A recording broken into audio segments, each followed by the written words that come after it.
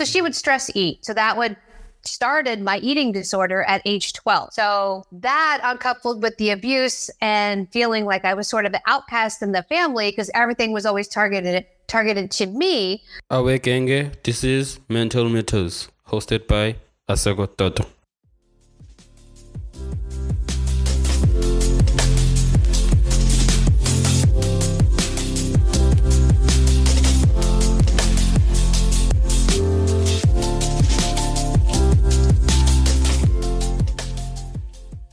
It's something that I believe that we as much as we take a look at, but not with our full attention when it comes to addiction and how it really affects one's mental well-being and one's decisions when it comes to, in terms of overall of life.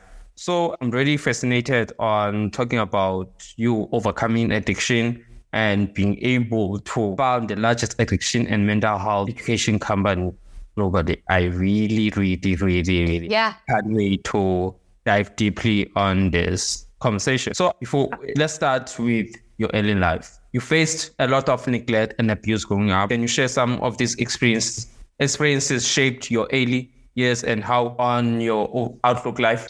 Sure. So growing up, my dad was physically abusive. So he wasn't there present a lot. He had multiple girlfriends and such. And when he was there, he was abusive and it came out towards me a lot. So there was that. And then, my mother was, I wouldn't say neglectful, but I would say she didn't really stop the abuse or get involved. She just kind of, just pushed it out of her mind and figured the next day would be better. And it didn't get better. So that caused, of course, anger issues and an eating disorder. The way my mother dealt with the stress of everything was to eat. And then she would say to me, it's 1 o'clock, 2 o'clock in the morning. She'd wake me up, come down, let's have cake, let's have something. So she would stress eat. So that would started my eating disorder at age 12. So that uncoupled with the abuse and feeling like I was sort of the outcast in the family because everything was always targeted to me led me to leave home as early as I could. So I went off to college as quick as I possibly could to get out of there. And I started studying psychology to figure out why my family was this way. Whereas my friends' families weren't that way, my family was this way. And the more I studied psychology, I could see that there were mental health issues in my family. My father had been diagnosed with schizophrenia, but he really was bipolar. And bipolar back in the 80s wasn't a big term. It was very schizophrenic. Everything was, very geared towards that medication. But after I started studying, I thought, oh, okay, this makes sense. And then my grandmother fit the profile for borderline personality disorder. So she's the one that sort of raised me. So I started to realize that my family had a lot of mental health issues. We didn't really have addiction in the immediate.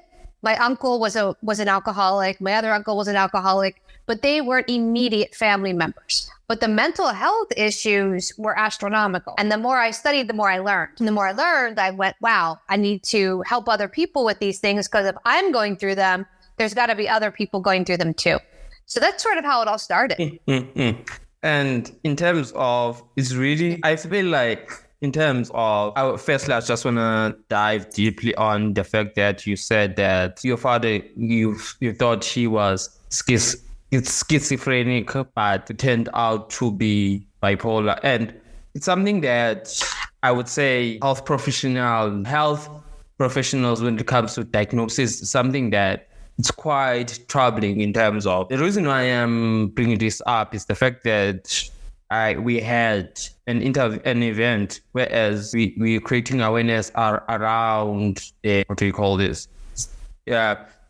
And one thing that I've realized about autism is the fact that I think there's a documentary, whereas it talks about the first person that was diagnosed with autism. I think the name of the documentary is A Different Key. I'm not quite sure about the name actually. And we dive deeply on that. And one thing that the message that it drove, that the message that the documentary drove is the fact of that thing of misdiagnosing it, because it's quite compelling, and it's quite something that as individuals, as people who these, I would say that advocates, let me put that way, since I wouldn't classify myself as someone who is a mental health professional. And in terms of that, how did you, in terms of dealing with your father, would you say that those memories back then did catch up with you when you were old? So as I got older, I realized I would pick relationships that were very volatile. They were angry because my father was always angry. So yelling and screaming and throwing things was normal for me to be in a relationship. And I started realizing, well, that's kind of not normal. You know, I have a lot of friends that say, well, we get along and we don't fight and we don't have these things. But I'm thinking to myself, so growing up, that was what we did. And, you know, we kind of brushed it off as we're Italian and Italians are angry people and they throw things and yes and no, you know, and I started saying, well, wait a minute, there's got to be something to the fact that when you're in trauma, and you grow up in trauma, that becomes normal. So we kind of started talking about the calm and the chaos. When things get loud and aggressive, like let's say there's a shooting at the mall, right? Some people run in, some people run away. And when things like that happen, people that have trauma, generally things get real quiet first. You don't hear all the noise. And then they usually freeze and they don't move and they kind of get stuck on what do I do? Sometimes they run, sometimes they run in, but it all depends on how you handle things. And I started realizing that I started working with clients that had trauma, and a lot of clients that had trauma in childhood, and then childhood trauma and addiction are connected. And I started realizing a lot of people that had trauma in childhood either married an addict or became an addict. And my late husband was an addict. And we were together for 14 years and he passed away from his complications of his addiction. But that seemed to be normal. And as I started working with different people, I thought, this isn't normal. But it's normal to us because we grew up like that.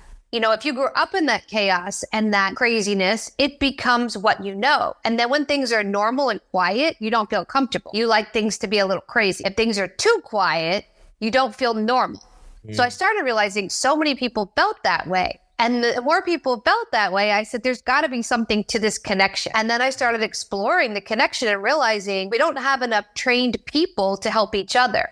We have therapists who will say, okay, you know, you need therapy. Great. Well, you're in therapy for a year or two and things don't change because the therapist doesn't understand what you're going through. But if you have somebody that's going through what you are and they become trained, they become really good at what they do, now they can help somebody else that's in that exact situation. So that's what the whole school became about, was how do we get more people that are trained, that have been through these things, been through mental health, been through addiction. And you brought up autism.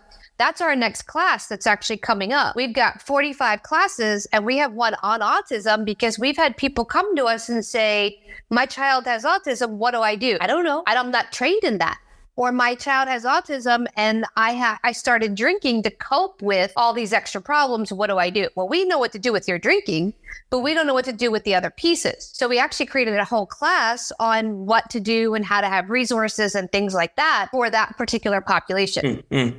And before we actually move to the initial conversation in terms of the school that you are mentioning, you mentioned that you, in a way, had a problem with, I would say, addiction with food, and so you battle with food. And I on your profile on Podmet, I saw that that included diet pills. So what was the turning point that made you realize that you needed to get help? So I was in college and we went out for girls' night, and my roommates all would, meet men and go on dates, and I wasn't really dating. And I came back and I was really sad. And I was eating cake and I was sitting on the floor and I'm eating cake with my hands, the whole cake, no fork, no spoon, no nothing, just eating. And there's cake everywhere. It's on me, it's on the floor, it's on the wall, it's on the dog. And my roommate walked in and she's like, that's not normal. I thought that was normal because that's how I grew up. So I went to the school counselor and the school counselor said, well, you're not really bulimic or anorexic. There's nothing wrong with you. So she sent me to the fat doctor. And back then, fen-phen was the big drug.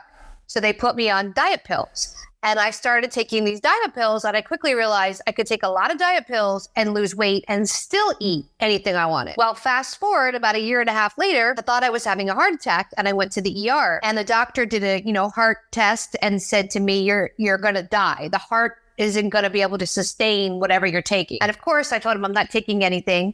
And he said, well, I know you're taking something because the lining of your heart is starting to eat away. And of course, I lied and said, I'm fine. And about 6 months after that, I started thinking I was having another heart attack, different city, different doctor. Went to the ER, did the same scan, and he came in and he sat me down and he said, do you want to die? And I said, well, of course not. No one wants to die. And he says, well, you need to get your affairs in order because within the next 6 months, you'll be dead. And I was 23. And I remember looking at him thinking, you're kidding. And he showed me the pictures and he said, this is what's happening. This is the damage you're doing. This is what's going on. So that was my turning point. I have to make a choice now. I'm either going to live or I'm going to die. And if I'm going to live, I've got to get this problem under control. So that's what made me go, I have to get sober. I have to give up the diet pills. I have to learn how to eat. I have to learn how to exercise and deal with stress and not turn to cake and food every time I'm stressed. So that's where it all started. And it's quite... in terms of when it comes to general in addiction, it's funny because I had a guest today, whereas he also had difficulties in terms of he faced addiction. And one thing that resembles your story with his is the fact that every single time it seems like every single time that we come across crossroads with death, that's where we decide to take that turning point and realize that, oh, flip, I need to change my life. I need to do better in that. And something that really, really, it is intriguing. And so I just want to dive now. I want to dive on your school in terms of before I go on to that, I just want to have your perspective in terms of from your time with that you were dealing with the addiction compared to now. How have you seen the growth within yourself in terms of taking care of yourself? And what would you say to a younger soul that was going through addiction? So trying to get sober was horrible because back then I didn't have any money, so I couldn't afford a rehab. So there wasn't an easy solution to just go somewhere for 30 days and clear your head. I had to work, I had to feed myself, I had to pay bills, I had to do those things. So it was hard, really hard. And I kept saying to myself, just get up, go to work, you'll be okay. Just get up, go to work, you'll be okay. And I started doing self-care. I would take magnesium baths or Epsom salt baths, and I would put some essential oils in there. And I thought, okay, that's my reward. And instead of having, a big milkshake, I would have some yogurt with some strawberries, but I would put it in a big fancy glass. And I would say, okay, I'm having dessert. I would start tricking myself in my brain that I'm having the things I want, even though they're not the things I want, if that makes sense. So, and I didn't want to work out, but I would go to the gym. And even if I just walked on the treadmill, I would tell myself 20 minutes on the treadmill. And then I would do 20 minutes on the treadmill. And then I'd be like, okay, maybe I can do something else. And then I would do 5 minutes of biceps and then 10 minutes of triceps. And I would just keep doing it. And eventually became a habit. Now I know, almost 30 years later, that the way the brain is wired, it takes 30 days for your brain to learn something new. So if you want to quit a bad habit, you have to do something different every day for 30 days. Your brain will then latch on to that and forget the old habit. So addiction is a bad habit. So is eating cake and candy when you should be eating fruit. So that's a bad habit. If you change it, it changes over time. Now, it's not obviously that easy to quit, but if you start there with little steps, it helps. And that's what I would tell my younger self is just little steps, baby steps, one thing at a time. And I gave up sugar completely. So I started with just my coffee in the morning, no sugar. And it was horrible. The first time I drank it, I was, this is so disgusting. And now I don't put sugar in it. And it was baby steps. It was like, instead of having Coca-Cola, I'm going to have a seltzer water. That was gross. I'm like, so gross. Now I like it. But it took all of that time to get my body to reset. And I didn't do it all at once. So I'm a big proponent of the harm reduction if you can. So if somebody says, well, I don't want to quit everything, but what you can, if you're smoking and drinking, start with smoking. Quit smoking, or quit. If you take 10 cigarettes a day, do 5. If you drink 6 beers a day, drink 4. You can do little things that'll start getting you in the mindset to make those changes. And that's what I teach all my clients. And in terms of just destroying those toxic, or I would say negative habits, quite hard. And I think two of the most important things within that journey is that thing of consistency, and I would say consistency and discipline. One of two of the hardest